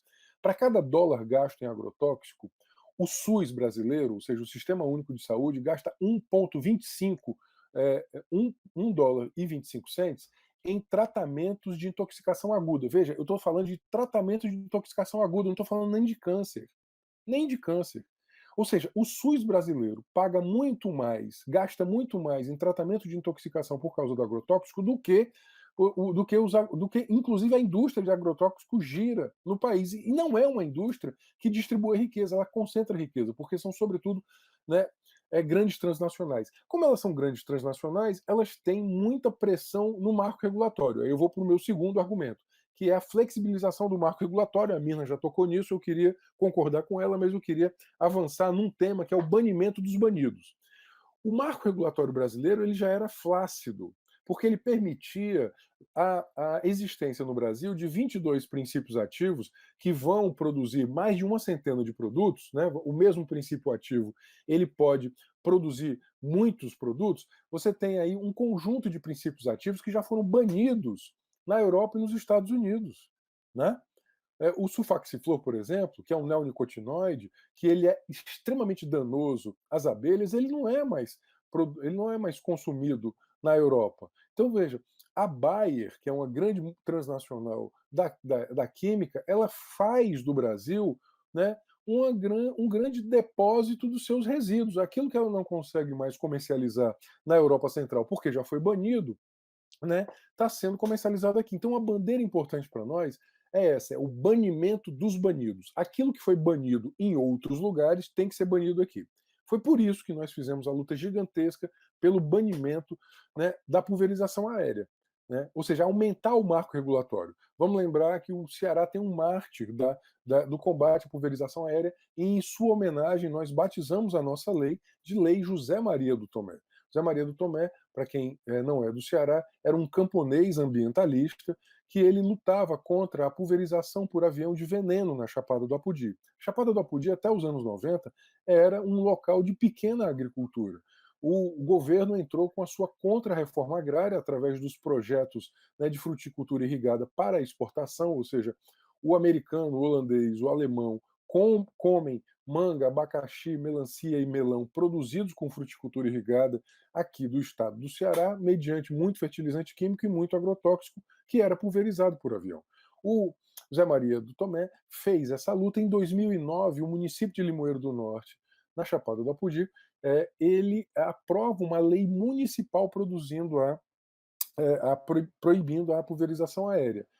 Em 2010, no dia 21 de abril de 2010, o Zé Maria do Tomé é assassinado com 19 tiros. Na sequência, essa lei municipal ela é revogada, né? Lá em Limoeiro do Norte. Eu fui eleito em 2014, tomei posse no dia 2 de fevereiro de 2015. No dia 18 de fevereiro de 2015, eu protocolei o projeto de lei proibindo a pulverização aérea de agrotóxico. Foi uma luta, né, uma luta sem trégua, porque o agronegócio fica até hoje, cotidianamente, abastecendo determinados colunistas da mídia local, né, dizendo que a minha lei vai acabar com a bananicultura. O Ceará sempre produziu banana e não tinha avião com agrotóxico. Né? Avião com agrotóxico é uma coisa de 20 anos para cá. Então, assim, é uma mentira dizer que só pode produzir banana. Né? O Narciso, que é agricultor, né? Vitória, que é futuro agrônomo, sabe disso. Assim, você pode produzir banana sem utilizar avião com agrotóxico e sem utilizar agrotóxico, inclusive. Né? Então, isso é outro mito, é a criação do pânico moral, do pânico socioeconômico, de que só pode produzir utilizando veneno, utilizando avião com veneno, que vai chegar às pessoas, vai chegar às lactantes, vai chegar, né, às grávidas, vai chegar às crianças, às escolas, aos rios, e por aí vai. Porque a deriva, né, a deriva técnica, ela pode chegar a mais, né, de 5 km, a depender do tamanho da molécula e a depender da velocidade do vento no pós-aplicação. Nós, finalmente, numa grande aliança, eu queria deixar esse registro, uma aliança entre o movimento popular, o movimento social e a pesquisa científica no Brasil.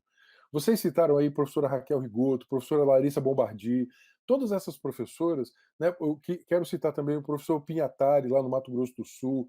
Todos esses professores foram fundamentais na aliança entre pesquisa científica e o movimento social, né, socioambientalista, né, em favor da agroecologia, em favor da transição agroecológica, que conseguiram aqui no Brasil aqui no Ceará, produzir um movimento em torno de um marco regulatório que proibisse a pulverização aérea. Hoje o Ceará é o único estado, né, que tem uma lei estadual, né, vigorando contra a pulverização aérea de agrotóxicos. O que o agronegócio fez?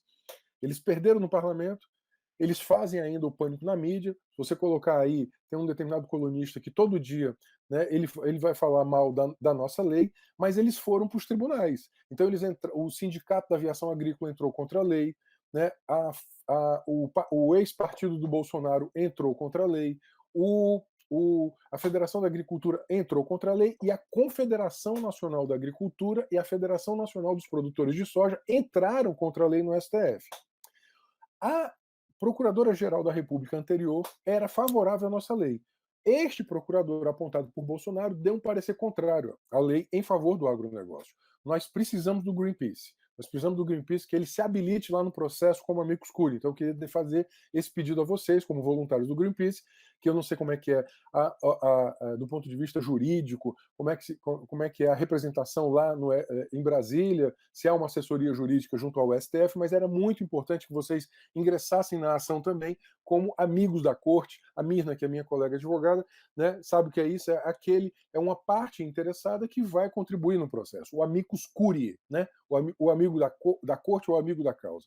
Nós já temos vários amigos da causa no sentido de defender a nossa lei lá no STF, mas também o agronegócio está juntando seus amicus curiae. O CNA entrou com a ação, mas os produtores de soja estão lá defendendo a revogação da nossa lei. Por que o Ceará, que não é propriamente um estado com muito agronegócio, eles estão batendo tão forte em nós aqui? Porque eles não querem que outras leis sejam editadas na Bahia, no Mato Grosso do Sul. Né? Então imagina, porque se nós conseguimos fazer isso aqui no Ceará, por que o Mato Grosso do Sul não pode? Por que o Rio Grande do Sul não pode? Né? Então, eles estão lutando para derrubar a nossa lei, está com 1 ano essa briga lá no STF. Já conversei com a ministra Carmen Lúcia, que inclusive é a relatora, portanto eu acho que é muito importante que nós façamos um movimento em defesa da lei lá no STF. Então, banimento, tributação, banimento dos banidos, ou seja, banir os princípios ativos que foram banidos. Vamos lembrar que desses 467 novos agrotóxicos liberados sob a gestão de Bolsonaro e da princesa do veneno, a ministra Tereza Cristina, 40% deles, eu vou repetir isso, que isso é escandaloso. Dos 467 novos agrotóxicos liberados no Brasil em 2019, 40% deles são de princípios ativos banidos em outros países. Ou seja, nós estamos literalmente liberando, é um libera geral, liberando aquilo que foi proibido em outro país. Será que o corpo do alemão ou do francês é mais frágil que o corpo do brasileiro? Óbvio que não, porque se não serve para lá, por que serve para cá? Né? Por que a Bayer não pode produzir determinados princípios ativos lá na Alemanha, mas ela pode produzir esses mesmos princípios ativos aqui no Brasil? Bom, para mim essa é uma questão central. Então, banimento dos banidos, a tributação, o fim da pulverização aérea e a quarta e última, né, porque eu acho que eu já passei do meu tempo, falo demais, né, esse assunto é apaixonante, eu me dedico muito a ele, é a transição agroecológica. Nós temos que, né, produzir alimentos saudáveis, saudáveis aos seres humanos e saudáveis à natureza. Nós temos que dizer o seguinte, veja, a humanidade, o Homo sapiens sapiens, nos seus 30 mil anos, né, desde que ele deixou o nomadismo e ele inventou a agricultura, ele não precisou da química fina até mais ou menos os anos 40 do século XX, certo? Ou seja, o Império Romano, os Incas, os egípcios, todos eles praticavam agricultura. Todos eles. Se você chega lá nos antigos Quechua, né, no que formaram os Incas, eles tinham agricultura, eles tinham práticas agrícolas em terrenos, né, em terraços, extremamente sofisticada, e eles não utilizavam química fina. Eles não utilizavam química. Então é muito importante dizer que as sociedades humanas produziram um jeito de viver, produzindo alimentos de boa qualidade, cuidando inclusive das sementes. Né? Se você pega a riqueza do mundo andino, né, você pega, por exemplo, enquanto a Monsanto quer homogeneizar uma única semente de milho, os Quechua tinham centenas de sementes de milho. Você tem milho roxo, milho vermelho, milho amarelo, milho de toda ou seja, eram carboidratos de excelente qualidade. Né? Então, esse domínio, né, isso para nós é o que a gente chama de segurança alimentar e de soberania alimentar. Né? Nós temos que fazer uma transição agroecológica para esses dois conceitos, soberania alimentar e segurança alimentar. Cultivar a biodiversidade desde o micro-organismo, a bactéria é importante no solo, o micro-organismo é importante no solo, até cadeias alimentares, né, mais sofisticadas. Essa transição agroecológica ela é muito importante. Portanto, o consumidor ele precisa dizer, eu não quero mais comer veneno. Né? E é uma mentira que o veneno torna barato o alimento. Né? Isso não é verdadeiro. Se o orgânico tivesse todos esses incentivos e subsídios, né, securitização, financiarização, subsídio fiscal, é óbvio que o orgânico seria mais barato, no sentido de que ele é mais próximo, ele está perto da agricultura familiar. Nós temos que acabar, então, com essa lógica, essa dependência do pacote tecnológico que nos foi, né, trazida até agora. Bom, me coloco à disposição. Para o nosso mandato, o tema da agricultura e da agroecologia é uma prioridade para nós. Nós lutamos não só pelo fim da dependência tecnológica do agrotóxico, mas pela afirmação, né, de uma agenda de transição agroecológica por alimentos saudáveis, por soberania alimentar, por segurança alimentar. Muito obrigado. Grata pela fala, deputado Renato Roseno. Eu vou passar aqui alguns abraços, mais alguns abraços para a galera que está assistindo. A Ryan Araújo, Marina Maia, João Lucas Santiago, um abraço para a companheira Sabrina Silva, para a bióloga e policial civil Elisiane Holanda, para a Yara Oliveira, para o Juba Souza, do Greenpeace de Recife, para a Érica Pontes também, e o Daniel está dizendo que está mandando um abraço também para a Érica Pontes. Estou vendo aqui que tem muita galera assistindo, né, muitas pessoas. Grata, pessoal, por todos que estão participando. A gente está tendo aqui um debate realmente muito rico, né, mas, infelizmente, devido ao tempo, a gente não vai ter como responder todas as questões. A gente vai responder apenas uma pergunta, que é aqui a pergunta da Miki, né? A Miki do Verde Luz. Ela perguntou o seguinte, como é que acontece a liberação de novos agrotóxicos aqui, né? Deixa essa questão aberta. Alguém gostaria de responder? Renato, Narciso? Essa pergunta é ótima, né? A Mirna já colocou o sistema tripartite que está sendo atacado pela Tereza Cristina. Tereza Cristina, repito, a chamada musa do veneno. Eu não sei como é que alguém pode gostar de um apelido tão feio como esse. A musa do veneno, ela ataca o sistema tripartite, que é o sistema Anvisa, Mapa e IBAMA, para um sistema que seria um sistema da chamada aprovação tácita. O STF, a partir de uma provocação, inclusive, né, dos movimentos sociais, do nosso partido, de outros partidos também, derrubou a chamada aprovação tácita. O que era aprovação tácita? Era que enquanto tramitasse o período de licenciamento, o agrotóxico estaria aprovado. Olha só a loucura. Olha só a loucura. Como se assim, olha, a gente não sabe ainda se ele faz mal, mas enquanto está tramitando, você pode usar. Bom, a aprovação tácita ela caiu agora no plenário do STF. Eu esqueci o nome da colega que perguntou. É Mirna ou Mica? Né? Mirna, né? Então, Mirna, você pode colocar aí. Caiu a aprovação tácita no STF. Mas a agenda da Tereza Cristina, continua sendo uma agenda pela flexibilização é o chamado fast track. É a aprovação rápida dos agrotóxicos. Nós, obviamente, somos absoluta e totalmente contrários aos fast tracks, né, para o licenciamento. Nós entendemos que é necessário manter um processo de regulação que, inclusive, fosse mais rígido. Por isso, inclusive, que, né, em todas as minhas intervenções sobre agrotóxicos, eu luto pelo aumento da regulação, pelo aumento da classificação, pela rotulação, pela tributação. Mas, lamentavelmente, essa não é a agenda desse governo, mas nós tivemos para não dizer que é tudo derrota, nós tivemos uma vitória importante, sem dúvida alguma, que foi o fim da aprovação tácita no pleno do STF. É isso. Obrigada, deputado.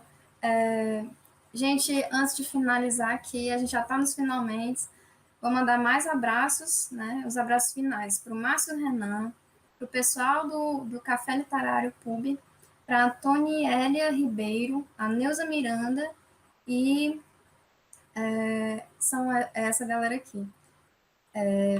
Gente, agora a gente vai para as considerações finais. Eu queria dizer que foi um prazer imenso estar com vocês hoje, né, debatendo.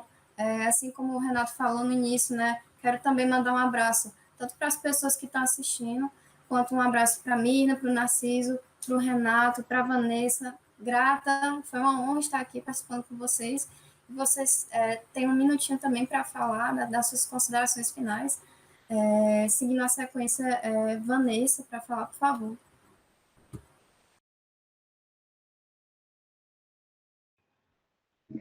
Gente, assim como a Vitória agradeceu, eu também quero agradecer a todos e a todos que assistiram a essa live e a todos os participantes que aqui estão. Quero abraçar o Renato, a Vitória, o Narciso, a Mirna e quero dizer a vocês que nós precisamos começar a enxergar, começar a entender a natureza, os ecossistemas, os agroecossistemas, o solo como um corpo vivo, assim como nós. Porque assim como no nosso organismo vivem muitos micro-organismos, bactérias, alguns vírus, vivem harmoniosamente no nosso corpo, na natureza, isso também acontece. No solo, isso também acontece. Então, a gente tem que começar a entender o que acontece na natureza, o que ela está tentando mostrar para a gente. Porque quando nascem as doenças, quando vêm as determinadas pragas, entre aspas, que os agricultores chamam, muitos agricultores, isso é apenas uma resposta do desequilíbrio que está acontecendo naquele ecossistema. Então, ao invés da gente priorizar tratar a doença, a gente tem que priorizar tratar, resolver a causa disso tudo, né? E tentarmos restabelecer o equilíbrio daquele lugar. Então, obrigada a todos e a todas, do meu coração para o seu. Muito obrigada.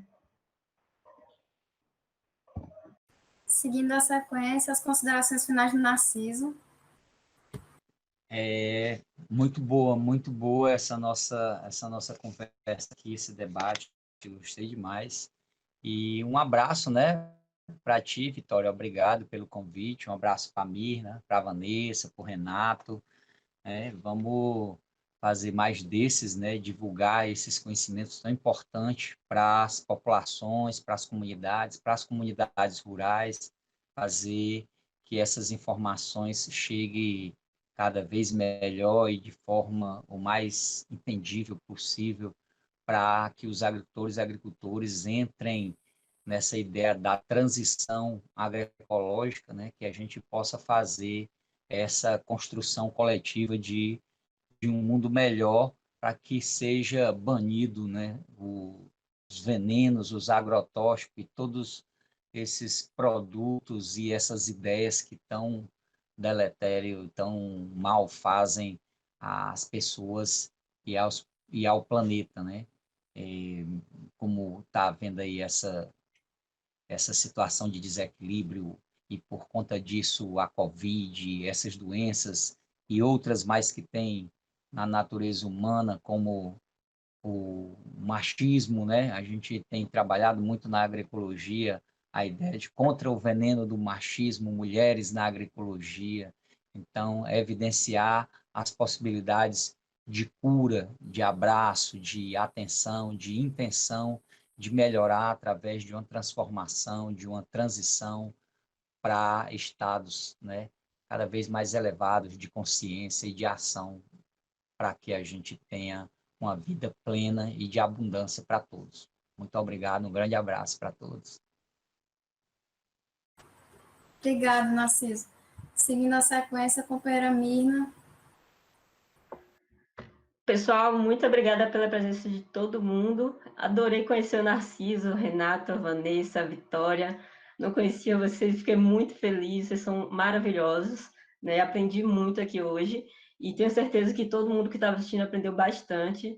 E como a Vanessa também falou, nós somos todos, né, um só, a sociobiodiversidade, né? Nós somos isso, nós somos a natureza. Nós precisamos sair desse salto, né, desse egocentrismo e entrar para o eco, né, nessa nossa cadeia ecológica. E, assim, para quem se pergunta o que é que eu posso fazer para contribuir com a agricultura familiar, né, para deixar os agrotóxicos, né, e a gente pode incentivar os agricultores familiares em feiras agroecológicas.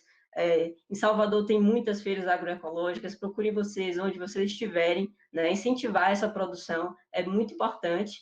E também não se esqueçam de lutar, né, pelas PLs que a gente tem desenvolvido, né, no nosso Congresso. Agora mesmo a gente está lutando pelo apoio às comunidades e povos tradicionais nesse momento do Covid. Então, isso tudo serve para desestruturar esse sistema que traz o agrotóxico para a nossa mesa, para a nossa natureza, né?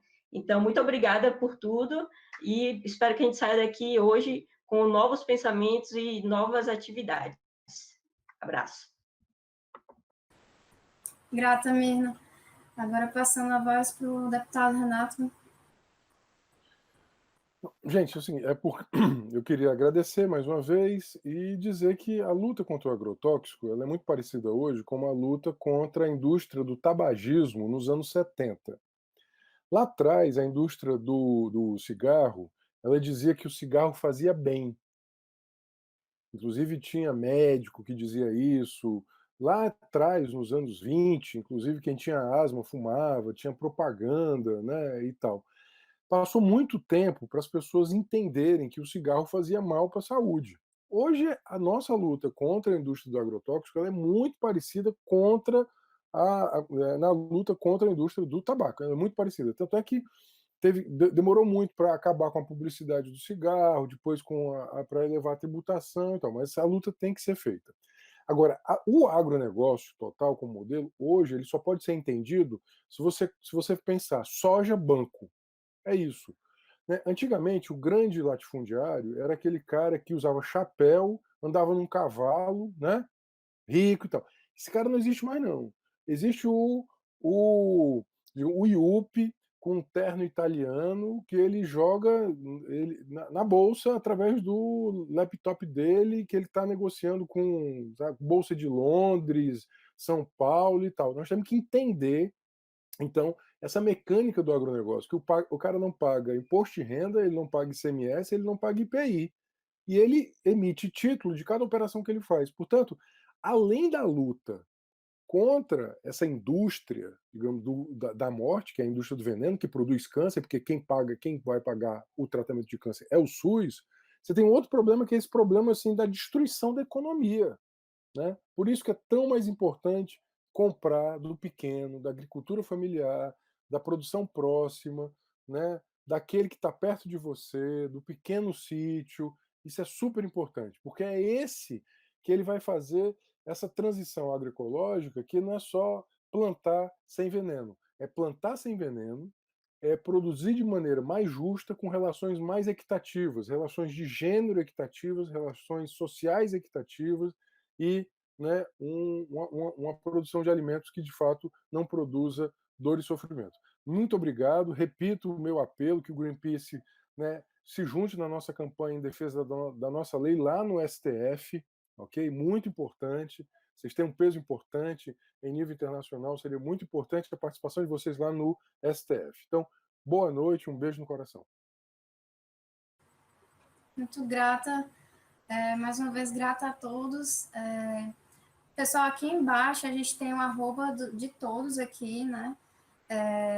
Vocês podem acompanhar as pessoas, seguir, né? Se comunicar com a gente. Enfim, queria convidar também a todos, né, para assistir às próximas lives, né? Fiquem atentos no Instagram do Greenpeace Fortaleza, que já a gente vai divulgar quais serão os próximos temas. Quarta-feira que vem, às 8h30, nós vamos ter um novo debate, fiquem atentos. E essa live é maravilhosa, comprida, né? E cheia de luz, cheia de energia boa, cheia de grandes informações, né? E apelo, vai estar disponível no YouTube do Greenpeace Fortaleza. Não sei quando, acho que final de semana, mas fiquem atentos que já ela fica disponível. E, mais uma vez, muito obrigada. Obrigada a todos, obrigada a todos os participantes, a todas as pessoas que vieram assistir. E também ao Daniel, que sempre fica, né, controlando toda essa questão tecnológica, que eu não sei como é que ele transmite essa conversa para o Instagram. Obrigada a todos, mais uma vez, boa noite.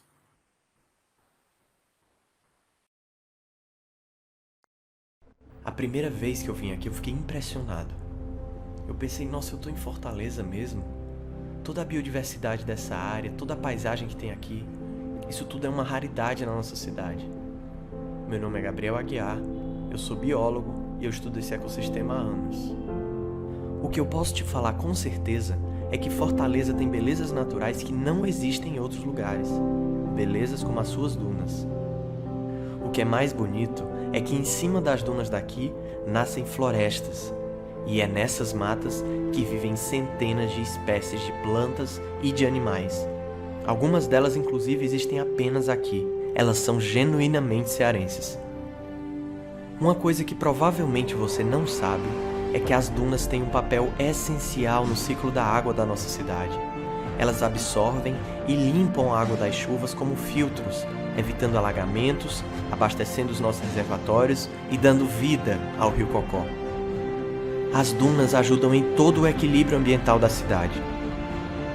Se os oceanos e as florestas são como o pulmão, as dunas são como os rins da natureza.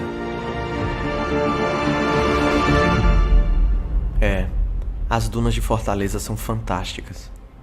Mas vamos parar por aqui. Infelizmente vou ter que te dar uma notícia triste. Talvez elas deixem de existir. Justamente por toda essa beleza, essa área se tornou um dos metros quadrados mais caros da cidade.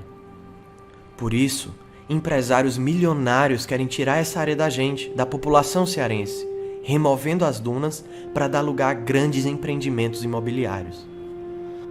Eles são poderosos, estão aliados com políticos, articulam mudanças na legislação para benefício próprio. Aprovaram uma lei na Câmara dos Vereadores que retira a proteção legal da área. É contra isso que eu luto. E eu não tô sozinho.